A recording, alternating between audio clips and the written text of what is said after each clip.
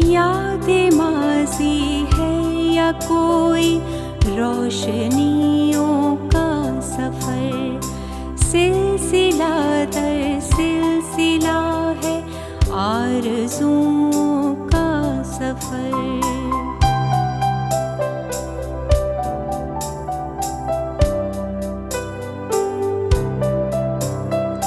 कितने मौसम आए ठहरे और पुकारे चल दिए, छोड़ कर तन्हा हमें किसके सहारे चल दिए। कह कहो का आंसुओं का आरज़ुओं का हिसाब मांगता है वक्त हमसे, गुज़रे लम्हों का हिसाब मांगता है वक्त हमसे, गुज़रे लम्हों का हिसाब। डी उर्दू की फ़ख्रिया पेशकश तारीख़ी शऊर और आपके ज़ौक़ की तस्कीन के लिए एक नया सिलसिला, एक नई कोशिश, यादें। मैं आपका मेज़बान मुईद रशीदी। मलिक ज़ादा साहब, आपका हम अपने स्टूडियो में खैर मक़दम करते हैं। कैसे हैं आप? अल्हम्दुलिल्लाह खैरियत से हूँ। मलिक ज़ादा साहब, आपके मुशायरों का जो दौर है उसमें एक बड़ा दिलचस्प कैरेक्टर मजाज लखनवी का है, और मजाज के जितने दिलचस्प लतीफ़े और वाक़यात मशहूर हैं शायद दूसरे किसी शायर मजाज साहब को मैंने देखा भी, लेकिन मुझे जो याद पड़ रहा है कि मजाज साहब के साथ किसी मुशायरे में शरीक नहीं हुआ मैं। अच्छा। मगर एक मरतबा वो गोरखपुर तशरीफ़ ले आए थे मसूद अख्तर जमाल के साथ जी, और मेरी तालिब इल्मी का वो ज़माना था और शेर व शायरी से दिलचस्पी थी, इसलिए जब कोई शायर आता था तो उसके पीछे हम लोग लग लिया करते थे। और मजाज साहब के बारे में बहुत सी बातें सुन रखी थी, बिल्कुल। उनकी रिंदी और सरमस्ती के बारे में भी सुन रखा था, उनकी जहानत के बारे में भी सुन रखा था। तो चुनांचे उस दिन हम लोग उर्दू बाज़ार से गुज़र रहे थे, हल्की हल्की बारिश थी और मसूद अख्तर जमाल भी, कि जिनको शायद वो मुकाम मेरे नज़दीक वो नहीं मिल सका कि जिसके वो मुस्तहिक़ थे। बिल्कुल। मसूद अख्तर जमाल और मजाज उर्दू बाज़ार में एक शो केस में इतना बड़ा एक जूता रखा हुआ था। तो मसूद अख्तर जमाल ने पूछा कि मजाज ये एक क्यों है, इसका जोड़ा कहाँ है, दो होने चाहिए थे। तो मजाज ने कहा कि नहीं मालूम तुम्हें, एक अजल से अल्लाह के यहाँ भीग रहा है, जब यहाँ से चलोगे तब पता चलेगा, जब पड़ेगा तो अंदाज़ा होगा कि ये तो इबरत के लिए दुनिया में भेज दिया गया है। ये मुझे याद है। तो मलिक ज़ादा साहब, मुशायरों का इतना तवील सफ़र आपने तय किया। आजकल आप अलालत के सबब मुशायरों में बहुत कम शरीक होते हैं, लेकिन वो ज़माना आपने देखा है जब मुशायरों का एक क्रेज़ हुआ करता था और शायरों का इस्तक़बाल हमने तो सुना है कि मजाज और शकील बदायूनी और इस तरह के शायरों का जिस तरह अवाम इस्तक़बाल किया करते थे कि उनका एक बड़ा चार्म था लोगों के दरमियान, उनकी शोहरत, उनकी मकबूलियत। और मुशायरों के बाद आपने अपनी किताब में भी लिखा है कि जिस तरह ऑटोग्राफ लेने के लिए लोग आगे बढ़ते थे, तो आज मुशायरों का वो मंजरनामा अब ऐसा महसूस होता है कि बदल चुका है और मेयार के एतबार से भी कुछ मजरूह सा मालूम पड़ता है। हाँ, ये बिल्कुल सही है। वक्त के साथ साथ मुशायरों का मंजरनामा बदला है, और मुशायरों ही का मंजरनामा नहीं बदला है बल्कि हमारे घरों का मंजरनामा भी बदल गया है। तकरीबन हालात के असरात तो पड़े हैं, इल्म भी कुछ आगे बढ़ा है, ख़वातीन ने भी पढ़ना लिखना पहले के मुकाबले में ज़्यादा कर दिया है, तालीम याफ्ता है, तो मंजरनामा बदला है। मगर मुशायरों के सिलसिले में मुशायरा असल में एक तहज़ीब का नाम भी है। बिल्कुल। वो तहज़ीबी रवैया जो मुशायरों का हुआ करता था या होना चाहिए था, वो तहज़ीबी रवैया दिन ब दिन ज़वाल पजीर है। या आप कहिए कि उसमें तब्दीली आ गई है, इसलिए कि जमहूरियत में हर चीज़ें तब्दील होती हैं, तमाम चीज़ें तब्दील होती हैं। तो पहले तो मुशायरे आदाब मजलिस का नमूना होते थे, हिफ्ज़ मरातीब का नमूना होते थे, बड़े शायर और छोटे शायर के दरमियान जो मोहब्बत और एहतराम का रिश्ता होता था उसका भी नमूना होते थे, अच्छे कलाम के ऊपर दाद लोग दिया करते थे। लेकिन रफ्ता रफ्ता मुशायरा जो है ये जमहूरियत की हवाए खुशगवार और साइंस और टेक्नोलॉजी की इजादात loud speaker, TV, radio, اس کی وجہ سے ایک بے ہنگم درخت کی طرح سے، یہ میں نے کئی بار لکھا ہے، بے ہنگم درخت کی طرح سے بڑھ گیا. اس کی پراپرلی ٹریمنگ جو کاٹ چھانٹ کرنی چاہیے تھی وہ شاید ہماری ذمہ داری تھی، ہم لوگوں کی ذمہ داری تھی، پڑھے لکھے طبقے کی ذمہ داری تھی، دانشوروں کی ذمہ داری تھی کہ وہ اس میں دلچسپی لیتے اور اس کو صحیح راستے کے اوپر موڑتے. لیکن جمہوریت میں بے ہنگم درخت کی طرح سے یہ بڑھ گیا، کاٹ چھانٹ اس کی نہیں کی گئی ہے. نتیجہ یہ ہوا ہے کہ مشاعرہ اب عوامی شہرت تو عطا کر دیتا ہے، لیکن ہو سکتا ہے کہ ایک شاعر پورے ہندوستان میں مشہور ہو مگر شہر ادب کے دروازے تک اس کی رسائی نہ ہو. بالکل. تو مشاعرہ صرف شہرت عطا کرتا ہے، آدمی کو معتبر نہیں بناتا. تو ملک زادہ صاحب آج کیا صورت ہو سکتی ہے کہ ایک بار پھر مشاعرہ اپنے ادبی معیار اور وقار تک پہنچے؟ دیکھیے، میں نے جو مشاعرے ابتدا میں سنے وہ راتوں میں ہوتے تھے اور پھر دل میں بھی ہوا کرتے تھے. جی. لاؤڈ اسپیکر کا میرے بچپن میں رواج نہیں تھا شاید. جی. ٹیپ ریکارڈر بھی نہیں تھے، وہ تو بہت دنوں کے بعد آیا. تو لوگ سنتے تھے اور مشاعرے کی جو تہذیبی روایات تھیں ان سے وہ واقف تھے. اردو کا دورہ تھا، اچھے اور خراب شعر میں امتیاز پیدا کرنے کا طریقہ جانتے تھے. بالکل. تو اس وقت جو داد و تحسین ہوتی تھی وہ کسی حد تک معتبر ہوا کرتی تھی. بالکل. لیکن آج جمہوریت میں مشاعرہ، اس میں رکشے والا بھی بیٹھا ہے جس پر میں سوار ہو کر کے گیا ہوں، اس میں ہمارے گھر کا نوکر بھی بیٹھا ہوا ہے اور ہم بھی بیٹھے ہوئے ہیں. اور کچھ یہ بات مجھے کہنی چاہیے اور کہنا چاہیے کہ ہمارے طبقے نے مشاعروں کو، ہمارے طبقے سے مطلب یہ ہے کہ دانشوروں نے، دانشور نہیں بلکہ پروفیسروں نے کچھ اسے نظر انداز بھی کر دیا. یہ اگر اس میں خرابیاں تھیں تو یہ ہماری ذمہ داری تھی اردو کے پروفیسر کی حیثیت سے کہ ہم ان خرابیوں کو دور کرنے کے لیے عملی جد و جہد کرتے. لیکن ہم یہ کہہ کر کے الگ بیٹھ گئے کہ صاحب مشاعرہ تو بالکل خراب ہو گیا اور ہم نے اس میں جانا چھوڑ دیا اور اپنے لیے ہم نے مذاکرے کیا ایک اور حوالہ پیدا کر لیا، جبکہ مذاکرے کی کوئی پرانی روایت اردو ادب میں نہیں ہے. بلکہ ملک زادہ صاحب آج کل جو سیمینار ہو رہے ہیں وہ نثر نگاروں کا مشاعرہ اسے آج کل جو سیمینار، مشاعروں کی روایت تو مصالمے کی شکل میں، مراختے کی شکل میں، صوفیاء کرام کی خانقاہوں کے سلسلے میں، قلعہ معلیٰ کے سلسلے میں اردو کی ابتدا سے لے کر کے دور حاضر تک آ رہی ہے. بالکل. تو یہ جب زوال پذیر ہوگی یہ روایت، اس میں خرابیاں پیدا ہوں گی تو ہماری ذمہ داری تھی. اور سیمینار کو آپ نے دیکھا، ابھی آپ نے خود کہا کہ یہ آزادی کے بعد کی پیداوار ہے، بلکہ بہت بعد کی پیداوار ہے، مذاکرہ جسے ہم کہتے ہیں. اور اس میں جو کچھ ہو رہا ہے اسے خاطر خواہ آپ نے بھی تذکرہ اس کا کر دیا، میں بھی اس کا تذکرہ کر سکتا ہوں کہ ایک عہد کے شعراء پر آپ کہیے تو وہی جملہ جو میں نے کسی شاعر کے بارے میں لکھا ہے اس عہد کے دوسرے شاعر کے اوپر بھی تطبیق کر کے اسے پڑھ بھی سکتا ہوں. اور پھر لوگوں کی دلچسپیاں، چونکہ اس میں کوئی کشش نہیں ہے، وہ خالی دانشوروں کا معاملہ ہے، اس لیے کوئی خاص وہ بھی یعنی جڑ نہیں پکڑ سکا ہمارے سماج کے اندر. ایک بڑی دلچسپ شخصیت جسے ہم کیف بھوپالی کے نام سے جانتے ہیں، کیف صاحب کا آپ کے ساتھ رہا ہے رابطہ اور آپ نے انہیں بڑے قریب سے دیکھا ہے، اور پاکیزہ میں ان کے لکھے ہوئے جو نغمے ہیں اس زمانے میں بڑے مقبول بھی ہو چکے تھے، تو ایک عوامی مقبولیت انہیں حاصل تھی. آپ نے انہیں ذاتی طور پر کیسا محسوس کیف صاحب کو مشاعروں میں تو میں نے پڑھوایا بھی ہے. جی. میرے ذاتی تعلقات بھی ان سے تھے، اور ایک مرتبہ صاحب وہ آئے اور میرے مہمان ہو گئے. ظاہر ہے کہ بالا نوشی کا شوق تو انہیں تھا. ہمارے یہاں اس کا کوئی رواج نہیں تھا، گھر کے اندر یا گھر کے باہر بھی الحمدللہ رواج نہیں تھا.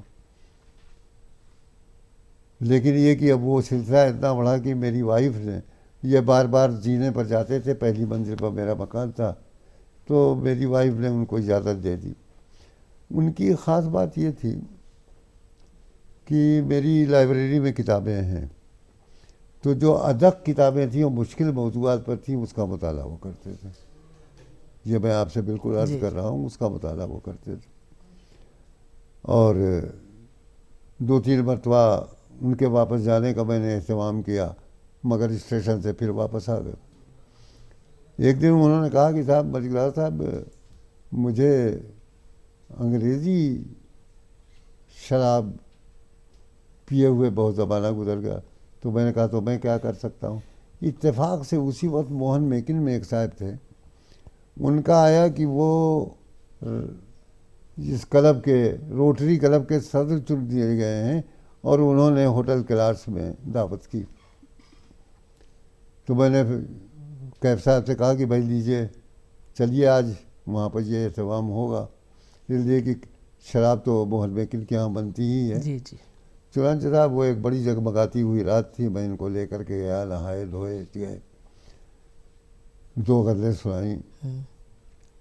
2 غزلوں کے بعد انہوں نے صاحب معاملہ نے جنہوں نے دعوت دی تھی انہوں نے کہا کہ کیف صاحب وہ 1 غزل اور سنا دیجیے تو پھر کھانا۔ تو کہنے لگے کہ مجھے بھانڈ سمجھ لیا ہے تم نے، 2 پیک شراب پلا دی اور اس کے بعد کہتے ہیں غزلہ پہلے جو 2 غزلیں کہی ہیں وہ سمجھ لیجیے۔ وہ شاید اس طرح کی چیزوں کے عادی تھے۔ انہوں نے کہا کہ مجلس صاحب یہ تو آؤٹ ہو گئے، ان کا کھانا کمرے کے اندر کر دیتے ہیں ہم۔ چنانچہ انہوں نے کمرے کے اندر کر دیا، وہاں وہ کھائے۔ اس کے بعد وہ میری موٹر سائیکل پر بیٹھے، جاڑے کی ٹھنڈی رات تھی، میں بھی اوور کوٹ پہنے ہوئے تھا، وہ بھی کچھ اوڑھے تھے شال وغیرہ، پیچھے بیٹھے اور انہوں نے مجھے دبوچ لیا۔ تو میں نے کہا کہ کیف صاحب آپ تو نشے میں ہیں، گریے گا تو آپ کا بھی ہاتھ پیر ٹوٹے گا اور میرا بھی، تو ذرا احتیاط سے بیٹھیے۔ ناخوش ہو گئے کہ آپ مہمان کی عزت کرنا نہیں چاہتے، میں آپ کے ساتھ نہیں جاؤں گا، اتر گئے۔ مجھے بھی کوئی غصہ آ گیا تھا تو میں نے چھوڑ دیا ان کو کہ اتر جائیے۔ جب میں گھر پہنچا تو میں نے یہ سوچا کہ یہ تو ایمرجنسی کا زمانہ ہے، مہمان بہرحال میرے ہیں، جی جی کوئی بات ہوگی تو بات بڑھ کر کے مجھ تک آئے گی۔ چنانچہ میں دوبارہ واپس گیا تو جاڑا اتنا پڑ رہا تھا کہ چوراہوں کے اوپر کارپوریشن نے الاؤ لگوا دیے تھے۔ تو وہاں میں نے دیکھا کہ چاروں طرف رکشے والے الاؤ کے اپنے رکشے لگائے ہوئے بیٹھے ہیں اور ایک رکشے پر کیف صاحب بیٹھے ہوئے ان کو سنا رہے ہیں چلو دلدار چلو چاند کے پار چلو۔ تو عجیب و غریب، لیکن میں نے ہمیشہ محسوس کیا کہ غریبوں سے ان کی ہم رکشے پر بیٹھے ہوئے ہیں میرے سامنے، اس نے کسی اچھے ہوٹل میں کبھی چائے نہیں پی ہوگی تو ملک صاحب لے چلتے ہیں۔ چنانچہ وہاں بھی لے گئے۔ ٹی ٹی نے سلام کر دیا، ارے بیچارہ سلام اس لیے کر رہا ہے کہ یہ رشوت کے چکر میں ہوتا ہے، روپے نکال کر کے دے دیے۔ تو یہ تھا کہ غریبوں سے ہمدردی ان کی بہت تھی، رکشے والوں سے بہت زیادہ تھی۔ کپڑے وغیرہ کا کوئی اہتمام نہیں تھا، جس شہر میں جاتے تھے کھدر کا کرتا اور پیجامہ خرید بھی لیا جاتا تھا اور شاید 1 جوڑا رہتا رہا ہو۔ بالکل۔ تو یہ صورت تھی۔ اور کیا کر جائیں اگلے لمحے اس کے بعد صاحب ایک خاص ملاقات میری ان سے خدا بخش لائبریری میں ہوئی اور یہ نشے میں تھے۔ ایک بہت ہی مہذب شخصیت اور بہت ہی صورت سے ان کے نور ٹپک رہا تھا داڑھی، وہ آئے اور انہوں نے مجھ سے پوچھا کہ کیف صاحب جنہوں نے قرآن کا ترجمہ کیا ہے کچھ پاروں کا، کون صاحب؟ تو میں واقعی یہ چاہتا تھا کہ ان کو نہ مل پائے جائے، جی اس لیے کہ کیف صاحب نشے میں، لیکن وہ آئے تھا، وہ لپٹ گئے ان سے کہ صاحب آپ نے بڑا کارنامہ کیا اور ان کا منہ چومنے لگے۔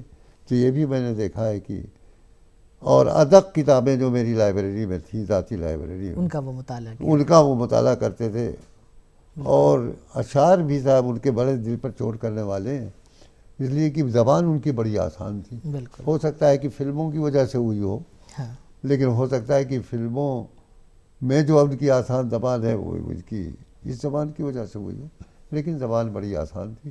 اور اگلے لمحے کیا کر جائیں گے وہ، فراق صاحب کی طرح۔ وہ اور فراق صاحب کے بارے میں کچھ نہیں کہا جا سکتا تھا۔ فراق صاحب کی ایک بات اور سنیے، گورکھپور میں ایشوری پرساد گوہر تھے، جی اچھے شاعر تھے، مجموعہ کلام سل کے گوہر چھپا ہے۔ وہ اپنی غزل ذرا بڑے زور سے ہاتھ پیر پھینک کر کے سناتے تھے۔ ایک محفل میں ہم لوگ بیٹھے تھے، فراق بھی تھے اور گوہر بھی تھے۔ گوہر صاحب غزل سنا رہے تھے تو اس کا ردیف مرغ سحر چپ تھا، تو جب گوہر صاحب چپ کہتے تھے تو بہت زور سے پیر اپنا زمین پر مارتے تھے۔ جی اب فراق صاحب ہم لوگ داد دے رہے تھے، فراق صاحب دیکھ رہے تھے چپ چاپ، اب تعریف بھی کرتے تھے اچھے. تو ایک جگہ آ گیا مرغے سحر چپ، ہم لوگوں نے بڑی تعریف کی اور انہوں نے زور سے پیر پٹکا.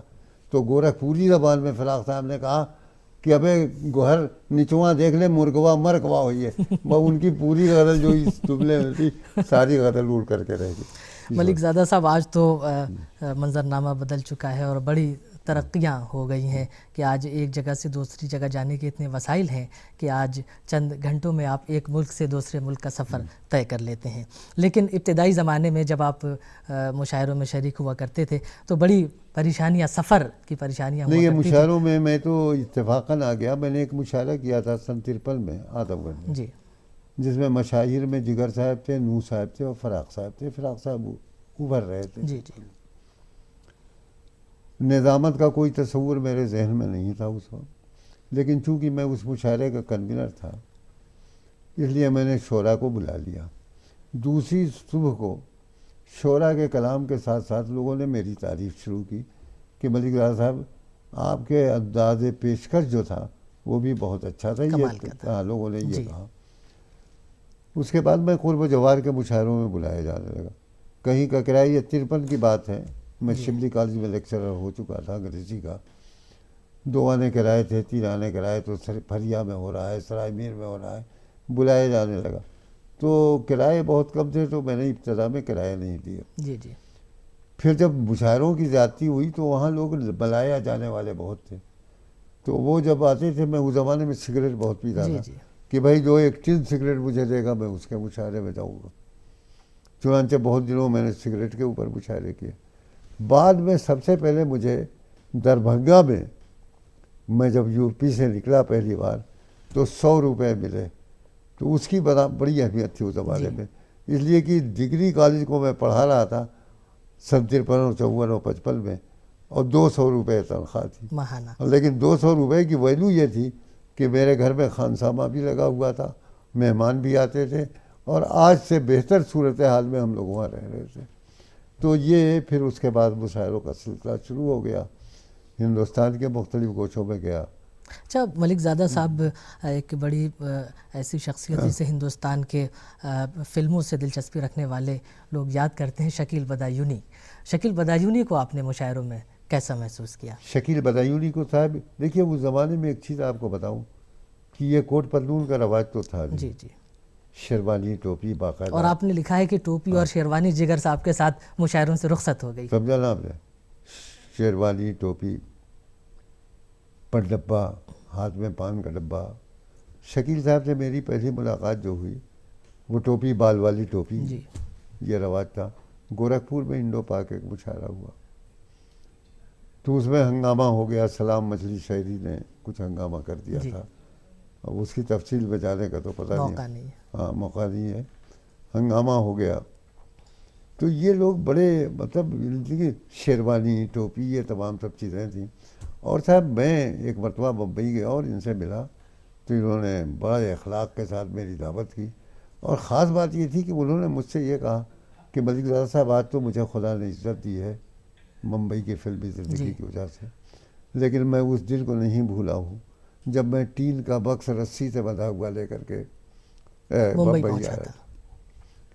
تو تہذیبی رویے جو ان لوگوں کے تھے، کاروباری کیا صورت تھی میں تو اس سے واقف نہیں، جی جی. لیکن یہ کہ تہذیبی رویے جو تھے وہ عجیب و غریب تھے.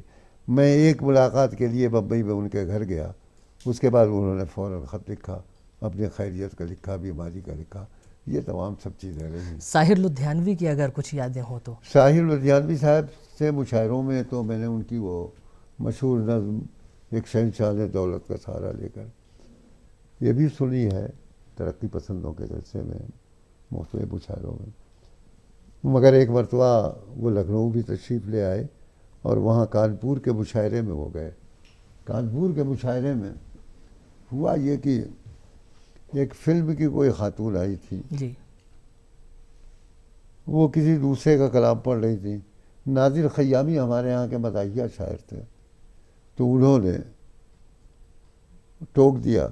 تو ساحر کو میں نے پڑھا تو ہے بہت، اور ان پر جو نمبر نکلے ہیں مختلف رسائل کے وہ بھی لکھا، لوگ یہ کہتے ہیں کہ وہ شاید ریل سے سفر نہیں کرتے تھے کچھ اس وقت یار، جی بلکہ عموماً کار سے آتے تھے، یہ صورت تھی. اور جی. زیادہ میری ملاقات نہیں رہی، 2-3 ملاقاتیں ان سے بھی. لیکن مشاعروں میں ہاں مشاعروں میں بہت کانپور کے مقبول. مشاعرے میں جی جی میں نے سنا، بمبئی کے مشاعرے میں ترقی پسند مصنف. جی جی. ملک زادہ صاحب، کیف بھوپالی کا ذکر آیا اور ایک نام شکیلہ بانو بھوپالی کا بھی ہے جسے آپ نے، جنہیں سفیر اردو بھی لکھا تو ہے. صاحب بڑے اعتماد سے کہہ سکتا ہوں کہ میری نگاہ سے پھر کوئی دوسری اتنی ذہین عورت نگاہوں کے سامنے سے نہیں گزری. یہ میں قوالی کے حوالے سے، جی ایک کتاب بھی ان پر کسی حیدرآبادی نے لکھا ہے، جی قوالی شکیلہ امیر خسرو سے لے کر کے شکیلہ بانو تک. جی ان کا مجموعہ کلام بھی شائع ہوا ہے، اس میں میرا مقدمہ ایک غزل اور کے نام سے بالکل. مجموعہ کلام بھی شائع ہوا. شکیلہ بانو کا کمال یہ تھا کہ بہت ذہین طبع، اور وہ اپنے ایکشنز اور اداؤں سے اور حرکات و سکنات سے شعر کا مفہوم اس شخص کو بھی سمجھا سکتی تھی جو اردو نہیں جانتا تھا. میں نے اکثر ان کی قوالیاں سنی ہیں، اور یہ کمال میں نے ایک مرتبہ ان کے گھر کی محفل میں نے ان سے کہا کہ بھائی بڑا مسئلہ ہم لوگوں کے لیے ہے، بچوں کو سمجھانا ہوتا ہے، میں نہیں سمجھ سکا، آپ بتائیے ناز غمزہ اشوا ادا میں کیا فرق ہے. میں اس کو الفاظ میں نہیں سمجھا سکتا. جی. اردو شاعری میں بہت استعمال ہوتا ہے ناز غمزہ اشوا ادا. تو انہوں نے فوراً دوپٹہ سر پر رکھا اور صاحب تخت کے اوپر بیٹھ گئی، اور اپنے ایکشن سے انہوں نے سب کے فرق سمجھا دیے. وہ بہت نہیں سنا. ان کا آخری دور جو تھا جی جی وہ بہت تکلیف میں گزرا. حالانکہ ان کے پاس مکان تو بہت بڑا تھا کھار میں، شہر قتل کے نام جی سے، جی لیکن یہ کہ آخری دور ان کا بہت خراب گزرا بیماری میں. فخر الدین کمیٹی نے ان کا مجموعہ کلام شائع کیا ہے.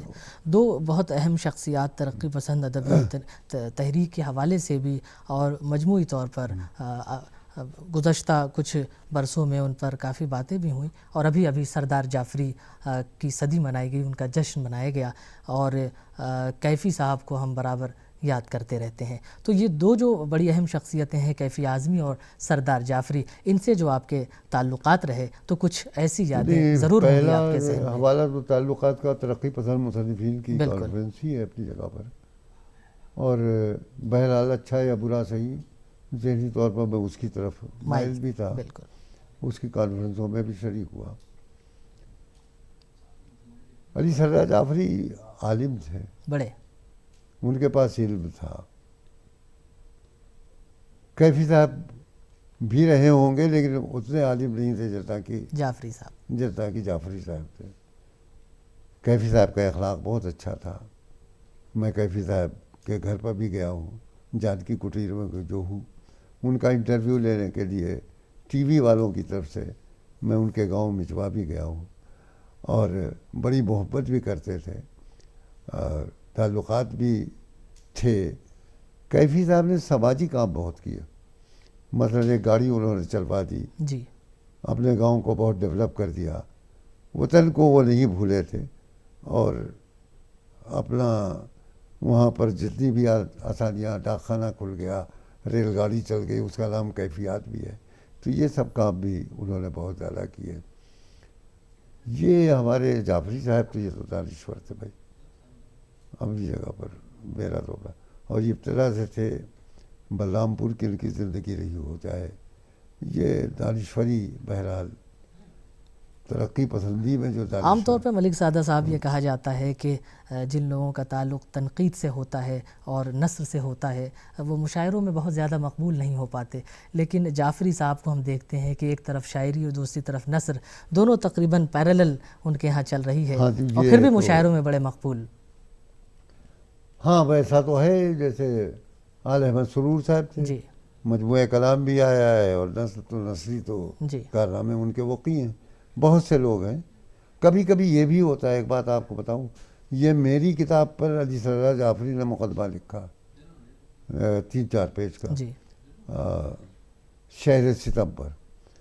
تو اس میں انہوں نے میرے بارے میں شروع ہی اسی سے کیا ہے کہ ملک زادہ صاحب کی نظامت کی پھوار میں لوگ اتنا زیادہ غرق ہو جاتے ہیں کہ ان کی شاعری میں کیا خصوصیات ہیں اس کی طرف کی توجہ نہیں جاتی. یہ لکھا ہے اسی سے. جی تو جب کئی حصوں میں آدمی بڑھ جاتا ہے تو جو سب سے زیادہ نمایاں پہلو ہوتا ہے نمایاں پہلو وہی ہوتا ہے نظر میں اس کا, رہتا ہے. اسی پر لوگوں کی توجہ رہ جاتی ہے. کچھ ایسا ہے. بالکل. لیکن علی سردار جعفری صاحب کی دانشورانہ وہ تو اپنی جگہ پر اسے باندھنا پڑے گا. سب قائل ہیں. ہاں سب قائل. تو ملک زادہ صاحب آپ نے اتنی اچھی گفتگو کی اور ماضی کے بہت سے ایسے گوشے آپ نے روشن کر دیے اور اس میں ہمارے ناظرین شریک ہوئے ہیں, لطف اندوز ہوئے, ان واقعات کی گہرائی میں آپ اترے. ایسی بہت سی شخصیات ابھی بھی ہیں جن پر گفتگو کی جا سکتی ہے اور ایک دفتر درکار ہے, اس لیے کہ آپ کی زندگی اتنے دائروں میں بٹی ہوئی ہے اور اتنے وسیع تجربے ہیں پوری دنیا کے مشاعروں میں سفر کے حوالے سے, ان مشاعروں کو دیکھنے سمجھنے اور براہ راست ان سے گزرنے کے حوالے سے. تو ان ساری چیزوں کو مجموعی طور پر آج عمر کے اس حصے میں آپ کھڑے ہیں کہ پورا ماضی آپ کے سامنے ہے, مستقبل کے اشارے آپ کے سامنے ہیں, حال کا منظرنامہ آپ کے سامنے ہے. آج اپنی پوری مجموعی زندگی کو آپ کس طرح دیکھتے ہیں؟ دیکھیے, ہندوستان میں مشاعروں کے حوالے سے یا اسٹوڈنٹ لائف میں جد و جہد آزادی میں نے جو کچھ بھی حصہ لیا, مشاعروں کے حوالے سے میں دنیا کے مختلف ممالک میں مدعو کیا گیا. جی بار بار گیا. خلیجی ممالک, ایران, کینیڈا, امریکہ, مختلف شہروں میں گیا. ایک ایک سفر میں 19 جگہوں پر مشاعرے کی. یہ تمام سب چیزیں ہیں. مجموعی طور پر میں یہ محسوس کر رہا ہوں کہ ہماری شاعری جو ہے اردو, جی یہ صرف اب روایت کی اسیر نہیں ہے, بالکل, بلکہ اس کے اوپر نئے رجحانات اور نئے احساسات اور یہ جو گلوبلائزیشن ہو رہا ہے جی جی اس کے اثرات بھی مرتب ہو رہے ہیں. بالکل. چونکہ وقت ہو چکا ہے اس لیے اب اپنے میزبان معید رشیدی کو دیجیے اجازت. یاد ماضی ہے یا کوئی روشنیوں کا سفر, سلسلہ در سلسلہ ہے آرزوؤں کا سفر.